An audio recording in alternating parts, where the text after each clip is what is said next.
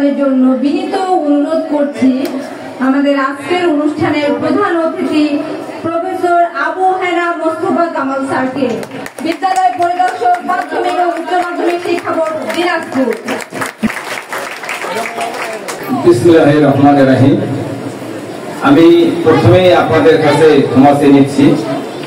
এই গরমের দিনে আপনারা যে অসীম ধৈর্য সহকারে এই অপেক্ষায় আছেন কখন প্রধান অতিথি আসবেন, আমরা তাকে দেখবো, তার কথা শুনবো, বিশেষ করে যারা গার্জিয়ান আছেন।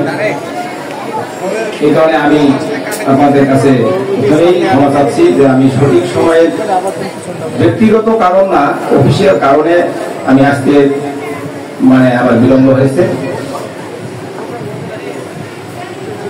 আজকের এই গোপালগঞ্জ স্কুল অ্যান্ড কলেজের বার্ষিক ক্রীড়া প্রতিযোগিতা সম্মানিত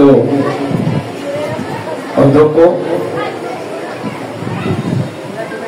সম্মানিত শিক্ষক শিক্ষিকাবৃন্দ, কর্মচারীবৃন্দ এবং এই কলেজের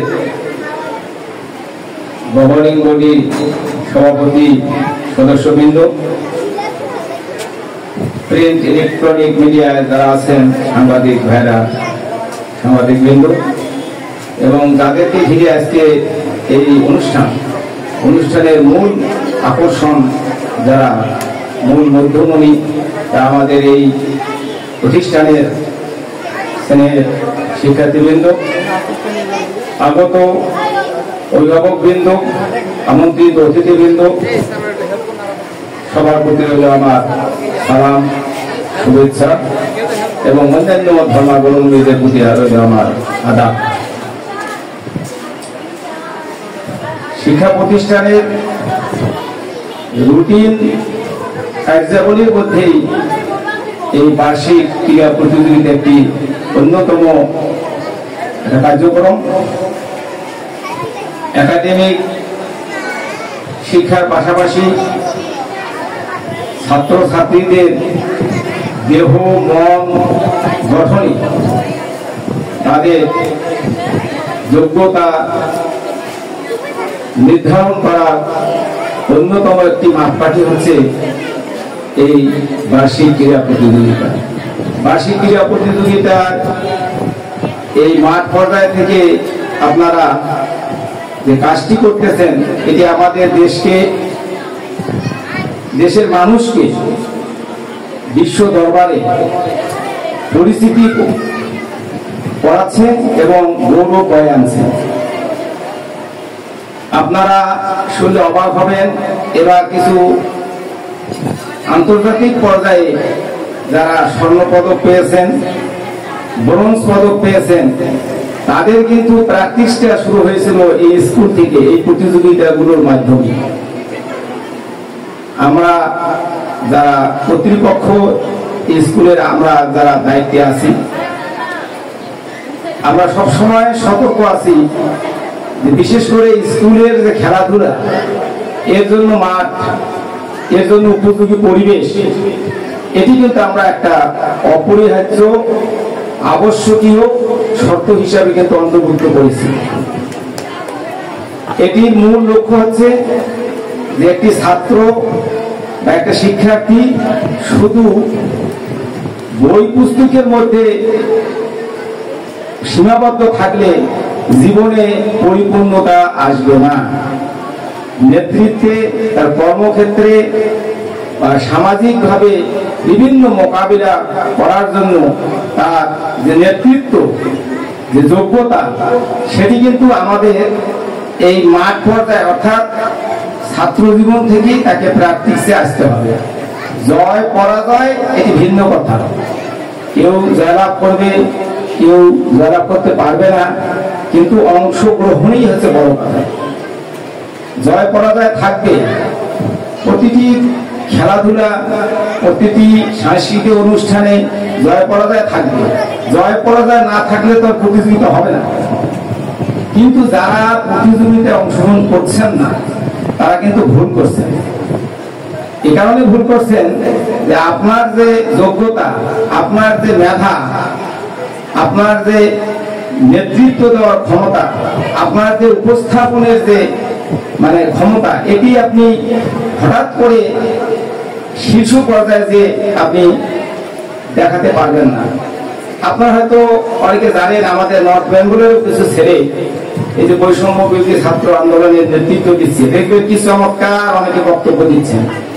এদের ব্যাকগ্রাউন্ড আপনারা দেখবেন, এরা কিন্তু এই ধরনের প্রতিষ্ঠানের চেয়েও নিম্ন প্রতিষ্ঠান বা এই সমমানা যোগ্যতা সম্পূর্ণ যে প্রতিষ্ঠান, এগুলো থেকে কিন্তু তারা প্র্যাকটিস করেছে।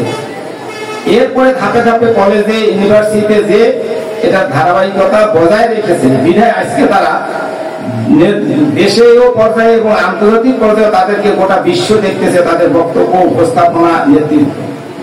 এ কারণে বলছি যে এই যে বার্ষিক ক্রীড়া প্রতিযোগিতা, এটি কিন্তু আসলে একটা গুরুত্ব, মানে যথাযথ একটা গুরুত্ব জীবনে আছে। আরেকটি বিষয়, আপনাদের এই প্রতিষ্ঠানের রাস্তা দিয়ে প্রতিনিয়তই আমাদের যাতায়াত।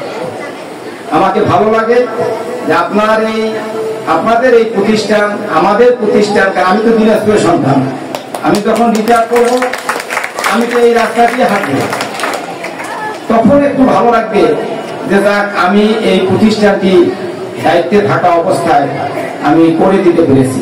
আমি এই প্রতিষ্ঠানে আমার নামটা রেখে গেলাম। এই প্রতিষ্ঠান যতদিন থাকবে, এই মাটি যতদিন থাকবে, ততদিন স্থাপনার অনুমতি, পাঠদানের অনুমতি, এরপরে আমরা ইনশাআল্লাহ স্বীকৃতি দেবো, এগুলো কিন্তু থাকবে। হয়তো এক সময় আপনারা থাকবেন না, আপনাদের ছেলে মেয়ে হয়তো দেশের বিভিন্ন প্রান্তে যাবে, অধ্যক্ষ স্যার এবং শিক্ষিকা বৃন্দ যারা আছেন তারা হয়তো একসময় রিটায়ার করবেন, কিন্তু আমার এই ডকুমেন্ট যারাই আসবে তারা এই ডকুমেন্ট কিন্তু থাকবে। এটি একটি স্থায়ী ডকুমেন্ট। এটি দিতে পেরে আমি খুব নিজেকে গর্ববোধ করেছি, আনন্দিত হয়েছি।